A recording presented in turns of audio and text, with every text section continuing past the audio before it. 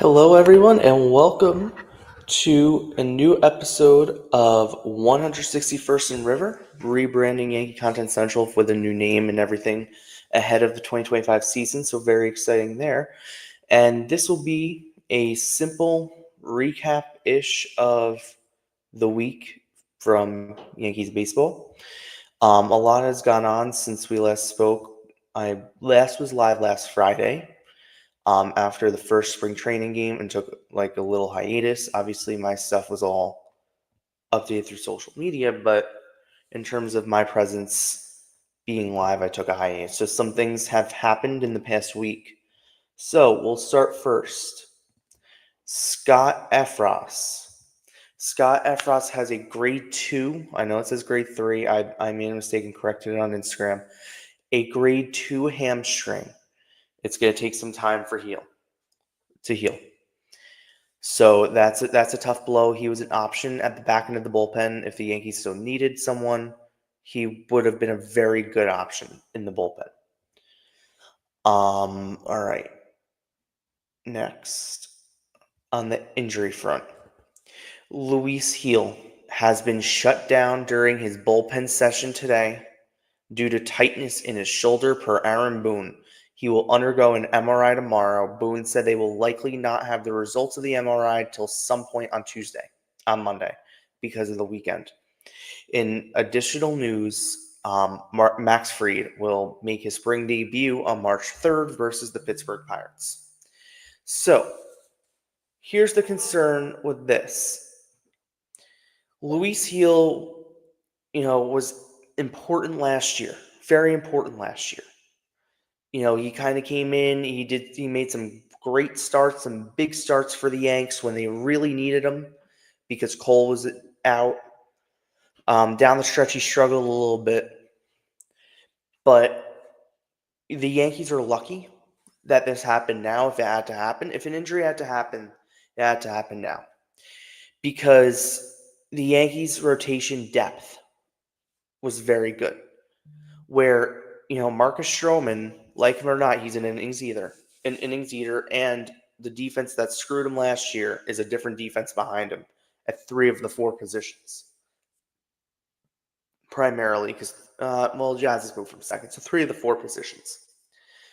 So in terms of that, this injury, while ill-timed, and all injuries suck anyway, it's not that bad.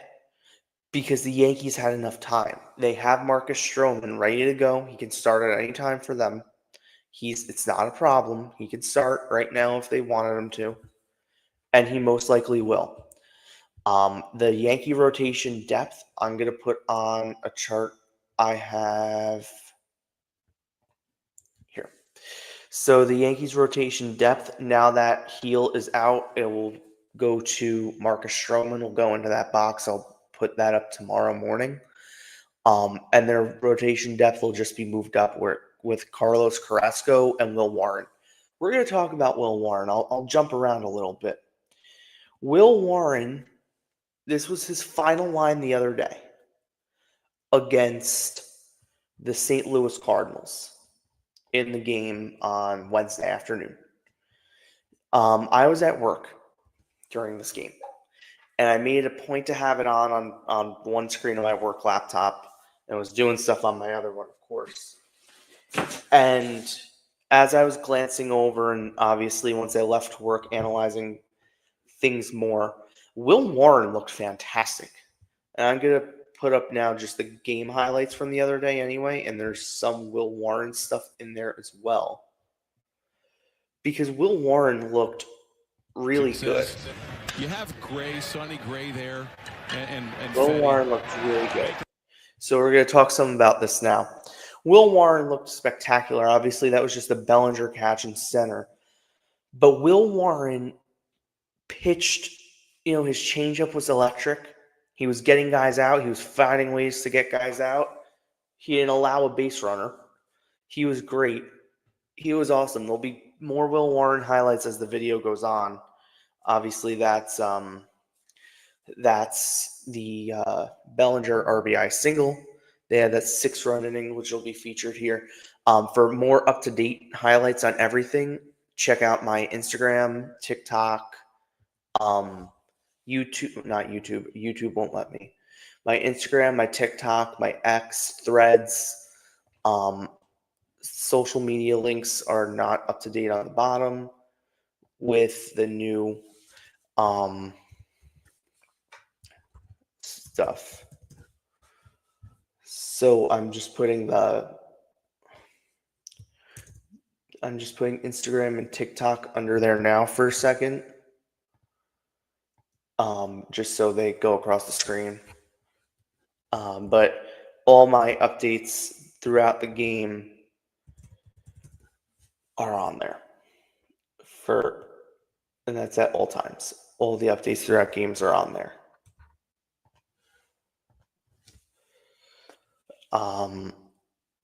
So that's Will Warren. So here are the Will Warren highlights in that video. There's him striking out Mason Wynn. Here's Jordan Walker. Got him looking on a pitch low in the zone. Really good. He struck out Nolan Arenado. I think we'll see that strikeout right now. There's the Arenado strikeout right on cue.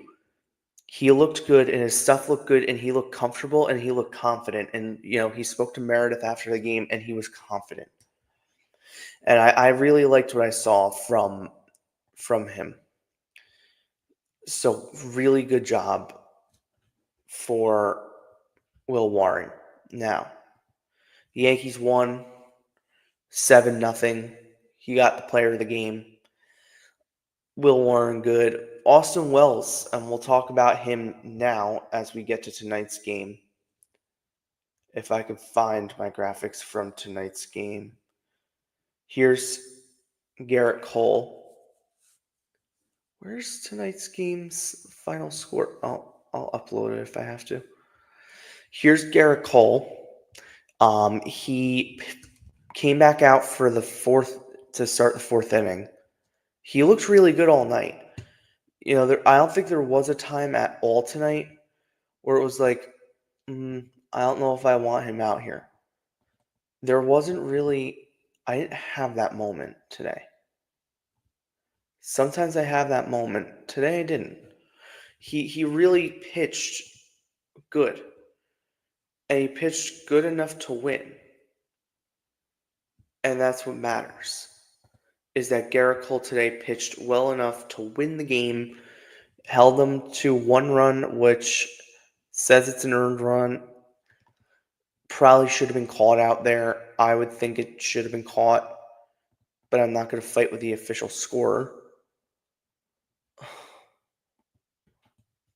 But, it wasn't caught. It should have been. Left field for the Yankees right now is a black hole. I'm going to put a graphic up on the screen in just a second.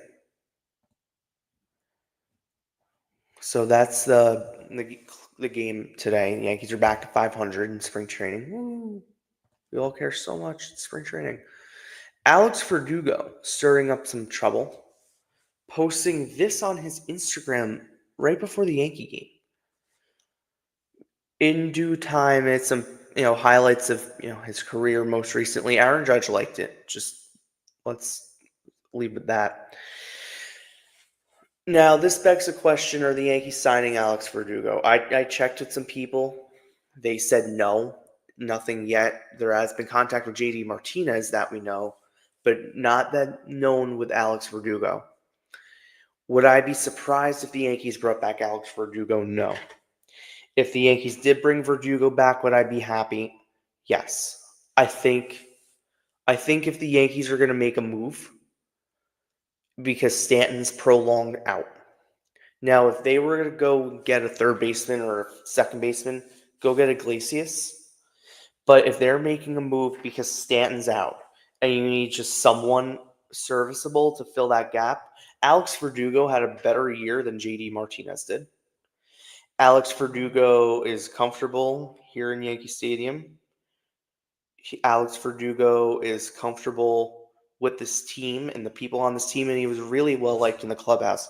The fan base didn't like Alex Verdugo because he didn't perform well for one reason or another. Now, if the reason that Alex wants to feed us is that, he had blisters on his hand and he started hitting better after the blisters came up from his hand and after he got better, okay, all right, fine. I don't know how much truth there is to this. I don't know if this means he's coming here or going somewhere else. I have no idea. Like I said, the people who I contacted said that they have not heard any connection between Verdugo and the Yankees. But my logic is, if for some reason Giancarlo Stanton is out for a long period of time, which it sounds like he is going to be, because if you missed the report this week, he's back in New York. Half the media said he's here to see Dr. Chris Ahmad. Aaron Boone then negated that and said he's here to. Booney said he's here on personal reasons. Okay. But he didn't want to get into it, and there was no update, and they hope he's back at camp, even though Joel Sherman made an interesting comment saying he's out of camp indefinitely, which definitely raised eyebrows, but Boone said he expects him back soon. I have no idea what's going on in this organization. To get to my point, if Stanton's out by a long period of time, I mean till June 1st. If Stanton's going to miss all of April and all of May, 2 full months, they can't roll with in-house. They can't do it. So from that standpoint, all right, you're going to get your feet on the ground. Why not go out and get Verdugo? He is the best bat that can play outfield left on the market. He's going to cost cheap because no one wants him. And what that allows you to do is, if Stanton's out for a prolonged period of time, Jason Dominguez then can DH and only play left field on days where they want to give Judge a day off. And then maybe put him in center and give Goldschmidt a day or something, because Bellinger can play first base. And Ben Rice can play first base as well if they want to give guys days. Verdugo played left field at a very, very high level. And the Yankees are going to miss that. If they were to go out and get Alex Verdugo, stick him in left, and put Dominguez a DH, that makes you the best fundamentally baseball team there is.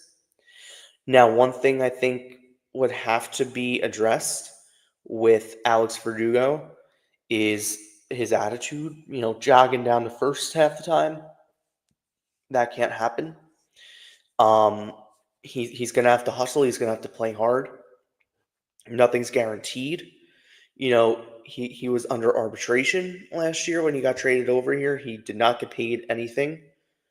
He's had a tough offseason. There were some teams rumored around him. Pittsburgh and the Angels rumored around him. Nothing since. Anthony Rizzo's still out there. Nothing on him. But it would make sense right now for the Yankees to have a gaping hole right now in their lineup. Not that Verdugo makes them much better, and he's a lefty, so that makes it more difficult in a very heavy lefty lineup. Adding another lefty is a lot. But until Giancarlo Stanton comes back, you need someone in the lineup, and at least Verdugo has lefty pull power and pulls the ball left-handed in Yankee Stadium. At least he has that, where he can hit some home runs. He can luck into pitches. Who knows? Maybe he was telling the truth. It was the thing on his hands that prolonged his awfulness. It could also be Aaron Boone moving him in the lineup. One day he's batting cleanup, one day he's batting leadoff, one day he's batting seventh. There was no lineup consistency. That needs to change. I think Wells today in the leadoff spot, I'll put up that highlight right now. Wells in the leadoff spot today was very good. Wells hit a leadoff home run today. He was great in the leadoff spot. Now, I'm not saying you have to hit a home run every day, and there's the Wells home run in the leadoff spot. It was an absolute tank job.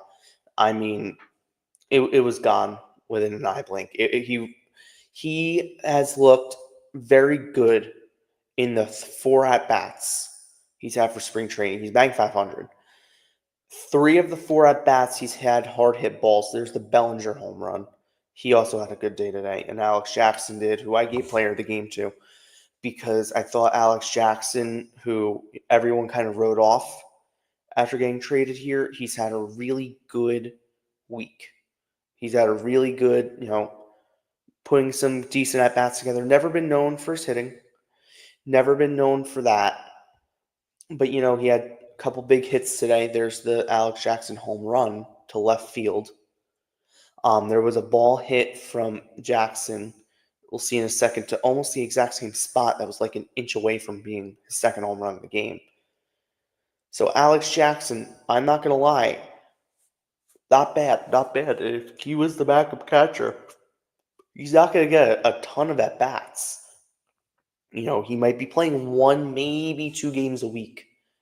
Maybe. There's the Peraza single, which was Peraza's first at-bat that was, okay. He had a walk against St. Louis. But other than that, that was like his first at-bat this spring, and he's gotten pretty good run. There's the Jackson double that I thought was so close to a home run. I'm not going to lie. Peraza, I don't think is good enough to play third base in the sample we've seen. Dominguez, his bat at least, not the power stroke of it, but he's hit a little bit this spring training. I trust him more, as prospect-wise. Cabrera, hit well today. He hit an opposite field single. Okay. I liked that. Here's some Garrett Cole highlights. That was his final line today. Very zoomed in because one of the sites that I got it from, credit to Spot Facts. I know they do like a lot of spoof stuff, but they put the video together, so credit to Spot Facts. But I zoomed it in so it fit my fold. This doesn't go anywhere but on these videos because it's just easier for me to put up as like a highlight reel. So when I post the videos on Instagram, I just put them into one big reel and export right before I come on.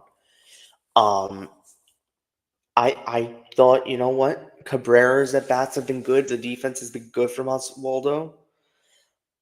I don't know who's going to end up with the job. My vote right now is probably Oswaldo Cabrera. Now, DJ LeMahieu is slotted to play tomorrow, as Aaron Judge is as well. So we might get more of a closer lineup. Hopefully, Dominguez should be back. Volpe should be in there. I'd expect probably Ben Rice in there tomorrow as opposed to Paul Goldschmidt. I don't know if they're going to play in Bellinger. I think they should. I think they should give Bellinger 2 days. Goldschmidt, I'd understand. Bellinger, there's no excuse. So from that standpoint, that's what I would do if I were Aaron Boone. I'm not Aaron Boone. This is the guy who takes guys out of the lineup after he hits home runs. So you can pretty much bet on Austin Wells not playing the ball. Right. So speaking of Anthony Volpe yesterday hit this home run to the opposite field. Pinstripe territory noted this week, and I've gone on and done some investigating. His bat speed's up. He bulked up. His bat speed's up. I've liked what I've seen defensively. He's definitely coming into himself again. There were some definite defensive concerns I found, but he seems to be coming back into himself defensively. Someone asked me on TikTok, so I'll just clarify. The game against the Phillies, where it said like MLB video, the Yankees put up on X at one point, like in the middle of the game, that you could stream it on like the video room of the Phillies website on MLB. So that's how I got the game on my iPad. Awful broadcast, but it's like a live stream. And it was more impressive for Volpe. He hit it off of Matt Strahm. Matt Strahm is one of the, or used to be, better relievers in the National League. He was a guy who was very consistent in Philadelphia, very good. I think he was with the Rays as well at one point. He's been very good in his career. So hitting it off of Strahm is kind of impressive. We all remember the Jazz 3-run home run blown save off of Matt Strahm at Citizens Bank, which is kind of cool. But that is something to note. He hit it off of a guy, not some random person. He hit it off of like a guy. Let's see. Anything else? So I mentioned at the top, I'll mention it again, the Luis Heel injury. Luis Heel has been shut down during his bullpen today due to tightness in his shoulder. Apparently, it was like after only a couple of pitches, he grabbed his shoulder, couldn't let go of it. It was very tight. According to Boone, Boone was there. They're sending him for an MRI. Boone said they likely won't have the results till Monday because of the weekend that was on the S Network or Gotham Sports during the game. Max Fried will make his spring training debut on March 3rd versus Pittsburgh at Steinbrenner Field. So that is all the Yankee news of the week that I have right now. Obviously, Stan's projected probably to be out longer than we all know, but no one knows anything. I don't think Boone really knows anything either. Alrighty. So thank you so much and have a great day. Let's go Yankees. Back to 500.